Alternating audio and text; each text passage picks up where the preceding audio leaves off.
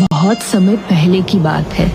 त्रिकालदत्त नाम का एक क्रूर और शक्तिशाली जादूगर एक घने जंगल के बीच एक काले महल में रहता था।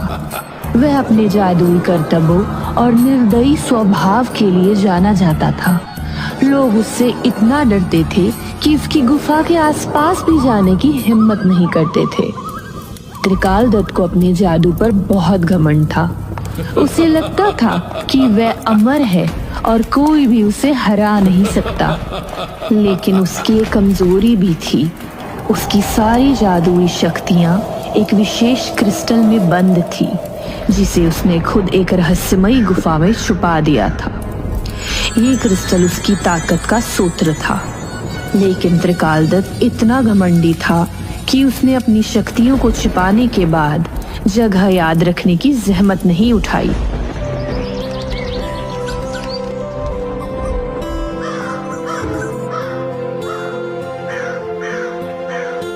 राजकुमार विक्रांत, जो कि राजा का एक लौता बेटा था, न केवल अपनी बहादुरी के लिए जाना जाता था, बल्कि अपने कोमल हृदय के कारण भी पूरे राज्य में प्रिय था। विक्रांत का रोज का नियम था कि वह अपने राज्य का दौरा करते लोगों की समस्याएं सुनते और उनकी मदद करते। लेकिन त्रिकालदत्त की नजर राजकुमार पर पड़ी। ये राजकुमार इतना दयालु और बहादुर क्यों है भाई? सब इसकी प्रशंसा क्यों करते हैं? अगर मैं इसे खत्म कर दूं, तो इस राज्य में कोई मुझसे बड़ा नहीं रहेगा।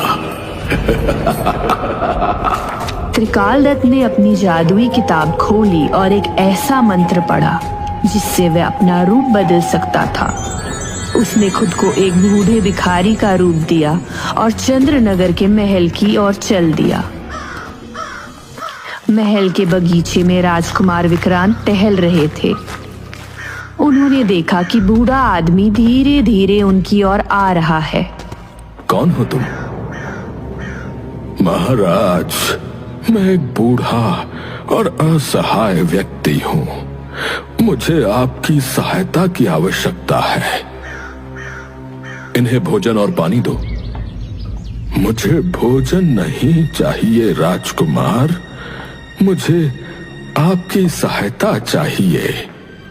मैं तुम्हें एक ऐसी जगह दिखाना चाहता हूँ जहाँ एक रहस्यमयी खजाना छुपा हुआ है।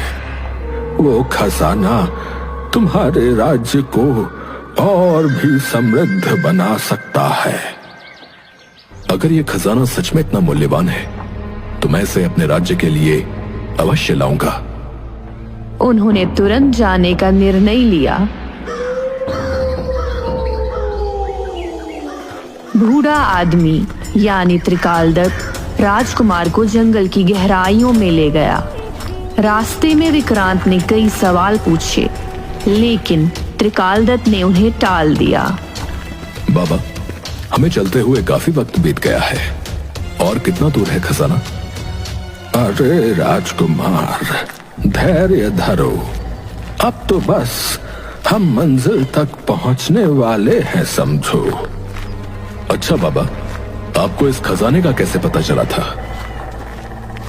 दिमाग खा लिया इसने प्रश्न पूछ पूछ कर। अब इसे क्या बताऊं? अरे बेटा, मुझे एक स्वप्न में दिखा ये खजाना, और उसके बाद कई किस्से कहानियों में भी इसका जिक्र है। हाँ, चलो चलो थोड़ा जल्दी बढ़ते हैं। आपने पहले इस खजाने को क्यों नहीं लिया? ये खजाना केवल तुम्हारे जैसे बहादुर और सच्चे इंसान को स्वीकार करेगा। मुझ जैसे साधारण आदमी के लिए ये असंभव है। विक्रांत उसकी बातों से प्रभावित हो गए, लेकिन जैसे ही वे जंगल के अंदर पहुंचे, अचानक बूढ़े आदमी का स्वर बदल गया। बस, अब और आगे जाने की आवश्यकता नहीं। तुम कौन हो? मैं त्रिकालदत्त हूं, और अब तुम मेरे जादू से बच नहीं सकते। उसने अपने जादुई मंत्र से विक्रांत को बकरी में बदल दिया। अब देखता हूँ तुम्हारी बहादुरी तुम्हें कैसे बचाती है। राजकुमार विक्रांत अब बकरी बन चुके थे। उनका शरीर छोटा हो गया था, 4 पैर और लंबे कान हो गए थे। वह अपनी हालत देखकर परेशान हो गए। मैं क्या करूं? मैं तो बकरी बन गया हूं। अब कैसे अपने राज्य लौटूंगा? जंगल में वह इधर उधर भटकने लगे।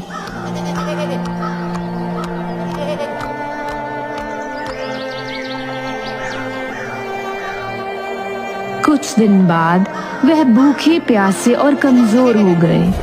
एक दिन गांव के कुछ लोग उन्हें पकड़ने के लिए दौड़े। अरे कितनी मोटी बकरी है, इसे बेच देंगे, अच्छा पैसा मिलेगा। विक्रांत को अपनी जान बचाने के लिए भागना पड़ा। अब ये क्या मुसीबत है? भागो राजकुमार, नहीं तो तुम्हारा कीमा बनाकर खा जाएंगे ये। वह दौड़ते दौड़ते जंगल के और गहरे हिस्से में पहुंच गए। जंगल के गहरे हिस्से में एक झरने के पास उन्होंने पानी पीने के लिए रुकने का फैसला किया। हाय राम, जान बची तो लाख हो पाए। बहुत थक गया हूं, रुककर जरा जलपान किया जाए। जैसे ही उन्होंने झरने के पास कदम रखा, एक चमकीली रोशनी उनके सामने प्रकट हुई। अरे ये इतना तेज प्रकाश कैसा है? मेरी तो आंखें नहीं खुल रही। वह एक परी थी। उसका नाम आर्या था। वह सुंदर और चमकदार पोशाक में थी। तुम्हारी आंखें इंसानों जैसी क्यों हैं? तुम साधारण बकरी नहीं लगते। मैं बकरी नहीं हूँ, मैं चंद्रनगर का राजकुमार हूँ। त्रिकाल दत्त ने मुझे इस रूप में बदल दिया है। आर्या ने उनकी बात ध्यान से सुनी और कहा, त्रिकाल दत्त बहुत खतरनाक है, लेकिन अब वह अपनी सारी जादुई शक्तियां खो चुका है। मुझे पता है कि उसने अपनी ताकत एक क्रिस्टल में छुपाई है। अगर हम वह क्रिस्टल ढूंढ ले तो न केवल तुम्हें तुम्हारा असली रूप मिलेगा, बल्कि हम त्रिकाल दत्त को हमेशा के लिए खत्म कर सकते हैं। तो देर किस बात की? हमें जल्दी ही उस क्रिस्टल को ढूंढना होगा। आर्या और विक्रांत ने मिलकर गुफा की खोज शुरू की। वह एक गहरी खाई के पास पहुंचे। पुल की रक्षा एक राक्षस कर रहा था। अगर तुम्हें ये पुल पार करना है तो मेरी पहेली का जवाब दो।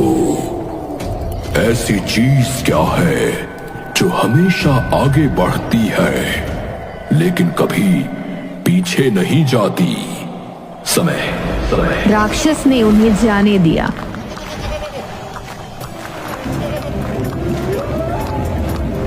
अगर तुम इस झील को पार करना चाहते हो तो मुझे एक पहेली का जवाब दो। ऐसी चीज क्या है जो हमेशा देखी जा सकती है लेकिन छुई नहीं जा सकती?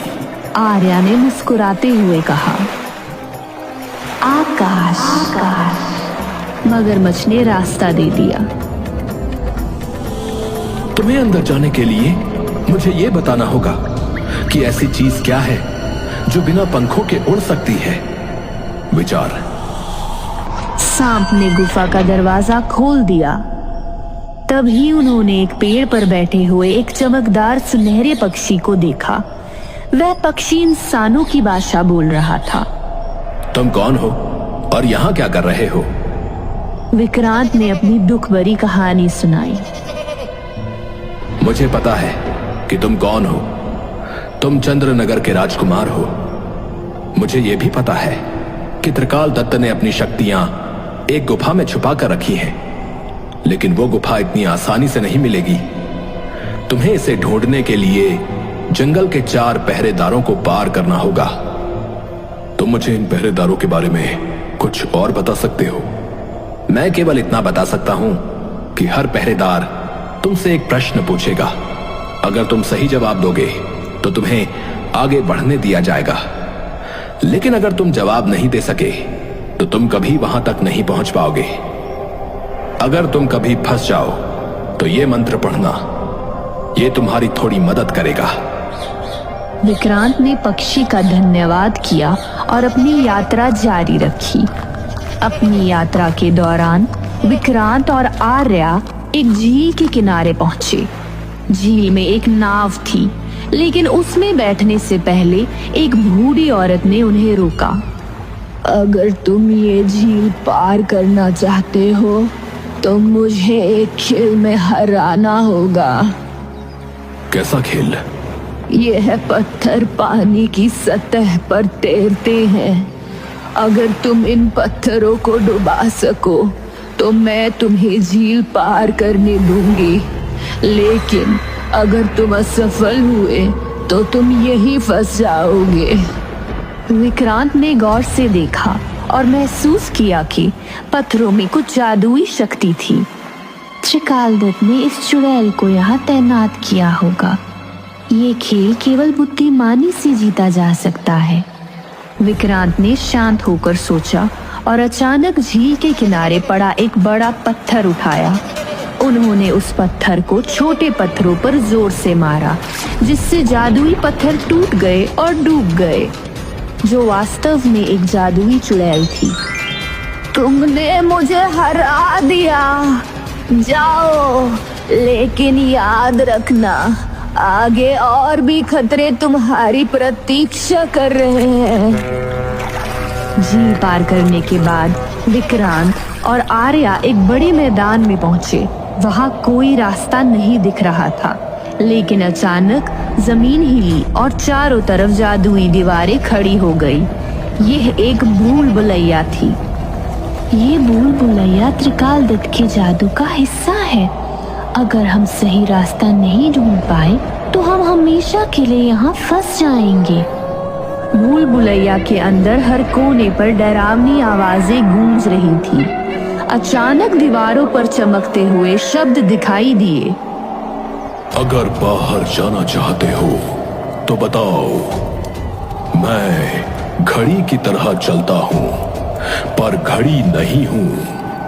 मैं समय बताता हूँ, पर मेरे पास सुइयां नहीं है। मैं क्या हूँ? सूरज। जवाब सही था। दीवारें हिली और एक दरवाजा खुल गया। जैसे ही वह दरवाजे के पास पहुंचे, भूल भुलैया गायब हो गई और वह एक पहाड़ के तल पर पहुंच गए। अब उनकी यात्रा का सबसे कठिन हिस्सा शुरू हुआ। पहाड़ की चोटी पर वह गुफा थी जहां त्रिकालदत्त ने अपनी शक्तियां छुपाई थी, लेकिन पहाड़ के दरवाजे की रक्षा एक विशाल राक्षस कर रहा था। कोई भी इस पहाड़ पर चढ़ नहीं सकता। अगर तुम मुझे हरा सको तो मैं तुम्हें जाने दूंगा। यह राक्षस बहुत ताकतवर है। हमें इसे सीधे नहीं हराना चाहिए। हमें चालाकी से काम लेना होगा। तुम इतने बड़े हो और तुम्हारे जैसे ताकतवर राक्षस को हराना नामुमकिन है, लेकिन क्या तुम मुझसे एक दौड़ में जीत सकते हो? तुम एक छोटी सी बकरी हो, मैं तुमसे तेज दौड़ सकता हूँ। विक्रांत ने एक लंबी दौड़ की योजना बनाई। चलो, हम इस पहाड़ के चारों ओर दौड़ लगाते हैं। जो पहले वापस आएगा वो जीतेगा। राक्षस ने दौड़ना शुरू किया, लेकिन विक्रांत और आर्या ने एक छोटा रास्ता चुना और गुफा के पास पहुंच गए। राक्षस जब तक वापस आया तब तक दरवाजा खुल चुका था। राक्षस को धोखा देने का एहसास हुआ, लेकिन तब तक बहुत देर हो चुकी थी। गुफा के अंदर प्रवेश करने के बाद विक्रांत और आर्या ने देखा कि गुफा के बीचों बीच एक चमकता हुआ क्रिस्टल रखा था, लेकिन जैसे ही वह उसे छूने की कोशिश करते, गुफा में चारों ओर से त्रिकालदत्त की आवाज गूंजने लगी। तुमने यहाँ तक पहुँचने की हिम्मत कैसे की? उसने प्रेतों का एक समूह गुफा में भेजा। वह प्रेत हवा में उड़ते हुए विक्रांत और आर्या पर हमला करने लगे। आर्या ने अपनी जादुई शक्तियों से प्रेतों को रोकने की कोशिश की, लेकिन उनकी संख्या लगातार बढ़ती जा रही थी। विक्रांत ने अपने आसपास देखा और गुफा में रखे एक बड़े शीशे को प्रेतों की तरफ घुमाया। प्रेत जैसे ही शीशे में देखे, वे तुरंत गायब हो गए। तुम्हारे प्रेत अब तुम्हारी सहायता नहीं कर सकते त्रिकाल दत्त। त्रिकाल दत्त ने खुद गुफा में प्रवेश किया और क्रिस्टल को बचाने की कोशिश की, लेकिन विक्रांत और आर्या ने मिलकर उसकी छड़ी तोड़ दी। जैसे ही छड़ी टूटी, त्रिकाल दत्त की सारी ताकत खत्म हो गई। नहीं। त्रिकाल दत्त, जो अब क्रोधित और भयभीत था, गुफा के अंदर चारों ओर मंडरा रहा था। उसकी चमकती हुई आंखें गुफा में जलते अंगारों जैसी दिख रही थी। तुमने मेरी शक्तियों तक पहुंचने की हिम्मत कैसे की? तुम दोनों मुझे हरा नहीं सकते। मैं त्रिकाल दत्त हूँ, जो अमर है। त्रिकाल दत्त ने अपनी शेष बची ऊर्जा से एक बड़े धुएं का गोला बनाया और उसे विक्रांत और आर्या की तरफ फेंका। गुफा के अंदर हलचल मच गई, जैसे पूरा पहाड़ हिलने लगा हो। आर्या ने तुरंत अपनी जादुई छड़ी उठाई और एक अदृश्य डाल बनाई, जिसने त्रिकाल दत्त के हमले को रोक दिया, लेकिन डाल कमजोर हो रही थी। आर्या ने कहा, विक्रांत, अब समय आ गया है। तुम्हें क्रिस्टल को छूना होगा और मंत्र पढ़ना होगा। यही एक तरीका है जिससे हम त्रिकाल दत्त को खत्म कर सकते हैं। विक्रांत, जो अब पूरी तरह आत्मविश्वास से भरे हुए थे, क्रिस्टल की ओर बढ़े, लेकिन जैसे ही उन्होंने क्रिस्टल को छूने की कोशिश की, अगर तुमने इसे छुआ तो मैं तुम्हारे राज्य को तबाह कर दूंगा। तुम्हारा जादू अब खत्म होने वाला है त्रिकाल दत्त। तुम्हारी क्रूरता का अंत आज होगा। उन्होंने क्रिस्टल को अपनी मुट्ठी में कस लिया और आर्या द्वारा सिखाए गए मंत्र को पढ़ा। जैसे ही मंत्र पूरा हुआ, क्रिस्टल से तेज रोशनी निकलने लगी। यह रोशनी इतनी शक्तिशाली थी कि गुफा में सब कुछ हिलने लगा। नहीं, नहीं, ये नहीं हो सकता। मेरी शक्तियाँ, मुझे मेरी शक्तियाँ वापस दो। लेकिन रोशनी ने त्रिकाल दत्त को पूरी तरह घेर लिया। उसकी सारी शक्ति क्रिस्टल में समा गई और वह धुएं के बादलों में गायब हो गया। गुफा के अंदर शांति छा गई। त्रिकाल दत्त के खत्म होने के बाद गुफा में चारों ओर एक अजीब सी चुप्पी छा गई। क्रिस्टल अब धीमे धीमे पिघलने लगा। त्रिकाल दत्त का अंत हो चुका है, लेकिन इस क्रिस्टल को भी खत्म करना होगा। इसमें बचे हुए जादू का उपयोग कोई और बुरी आत्मा कर सकती है। विक्रांत ने सहमति जताई। आर्या ने अपने जादू का उपयोग कर क्रिस्टल को गुफा की गहराई में फेंक दिया, जहां वह हमेशा के लिए लावा में डूब गया। तुमने मुझे हराया, लेकिन मेरी बुराई इस दुनिया से कभी नहीं मिटेगी। मैं हमेशा रहूंगा एक डरावनी याद बनकर। आर्या ने उस आवाज को शांत करते हुए कहा, शायद तुम्हारी यादें रहेंगी, लेकिन तुम्हारे जैसे बुरे लोग कभी इस दुनिया पर राज नहीं कर पाएंगे। जैसे ही त्रिकाल दत्त का प्रभाव खत्म हुआ, गुफा की दीवारों पर अचानक चित्र उभरने लगे। ये चित्र उस समय के थे जब त्रिकाल दत्त एक साधारण इंसान हुआ करता था। त्रिकाल दत्त भी कभी एक साधारण इंसान था, लेकिन उसकी लालच और घमंड ने उसे एक दुष्ट जादूगर बना दिया। ये हमें सिखाता है कि ताकत का सही इस्तेमाल ही हमें इंसान बनाए रखता है। आर्या ने सही मंत्र पढ़ा और विक्रांत को उनका असली रूप वापस दिला दिया।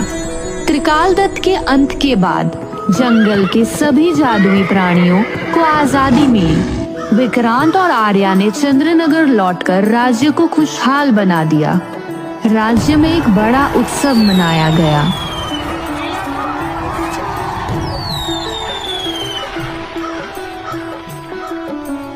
तुमने मुझे और मेरे राज्य को बचाया। मैं तुम्हारे बिना ये सब नहीं कर पाता। यह मेरी जिम्मेदारी थी, लेकिन अब मैं तुम्हारे राज्य का हिस्सा बनकर तुम्हारे साथ काम करना चाहती हूँ। दोनों ने साथ मिलकर राज्य को समृद्ध बनाया और हमेशा के लिए खुशहाल जीवन जिया।